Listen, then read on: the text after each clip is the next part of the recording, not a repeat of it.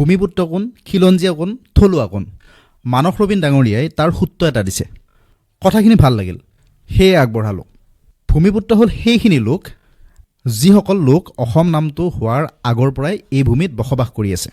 কিন্তু অসম নামটোৰ উৎপত্তি কেতিয়া হৈছিল? বুৰঞ্জীয়ে কয় 1228 চনত আহোমসকল ব্ৰহ্মপুত্ৰ উপত্যকালৈ আহিল। চুকাফাই ৰাজ্য স্থাপন কৰিলে।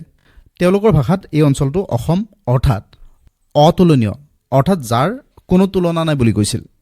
পিছত ব্ৰিটিছসকল অহাৰ পিছত ইংৰাজীত এছাম বুলি লিখিলে। এইবাৰ আহিছোঁ তেনেহ'লে খিলঞ্জীয়া কোন। অসম নামটো হোৱাৰ পিছৰ পৰা ব্ৰিটিছসকলৰ অধীনলৈ অসমখন যোৱাৰ আগলৈ যিসকল লোকে অসম ভূমিলৈ আহিছে তেওঁলোকে হ'ল খিলঞ্জীয়া লোক। মানে ব্ৰিটিছসকলে অসমখন সম্পূৰ্ণকৈ শাসন কৰিবলৈ আৰম্ভ কৰিছিল 1826 চনৰ ইয়াণ্ডাবু সন্ধিৰ পিছৰ পৰা। গতিকে ক'ব পাৰি যে 1826 চনৰ আগলৈ যিসকল অসমলৈ আহিছিল তেওঁলোকেই খিলঞ্জীয়া লোক। আৰু কৈছে থলুৱা কোন। ব্ৰিটিছসকল অসমলৈ অহাৰ পৰা ব্ৰিটিছসকল অসমৰ পৰা যোৱালৈ অৰ্থাৎ 1947 চনত ভাৰতবৰ্ষই স্বাধীনতা লাভ কৰাৰ সময়লৈ যিসকল লোক অসমলৈ আহিল, অকল অহাই নহয়, আহি অসমৰ ভাষা সংস্কৃতি গ্ৰহণ কৰি ইয়াতে থাকি গ'ল, যাৰ অসমৰ বাহিৰত কোনো দ্বিতীয়খন ঘৰ নাই, তেওঁলোকে হ'ল থলুৱা লোক।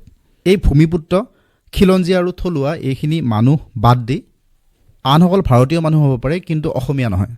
কথাখিনি ভাল লাগিল বাবে শ্বেয়াৰ কৰিলোঁ। সেই মানুহখিনিক সুৰক্ষিত কৰিব পৰাকৈ কি ব্যৱস্থা ল'ব? ৰাজনৈতিকভাৱে, সাংস্কৃতিকভাৱে, অৰ্থনৈতিকভাৱে এই মানুহখিনি ক্ৰমান্বয়ে চেপা খাই আহিছে, ক্ৰমান্বয়ে সংকুচিত হৈ আহিছে, জনসংখ্যা তেওঁলোকৰ কমি আহিছে।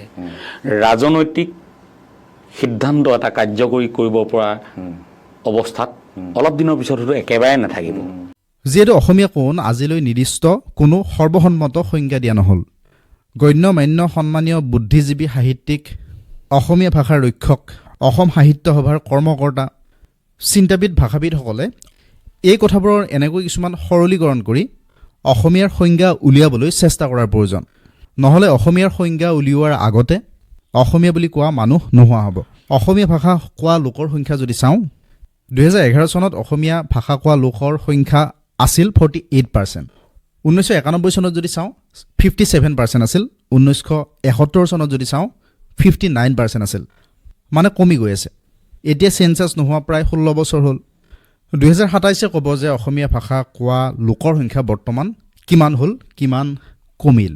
অৱশ্যে অসমীয়া ভাষা কোৱা লোক আৰু অসমীয়াৰ সংজ্ঞা দুয়োটা ভিন্ন বিষয়, কিন্তু কথা দুয়োটা চিন্তনীয়।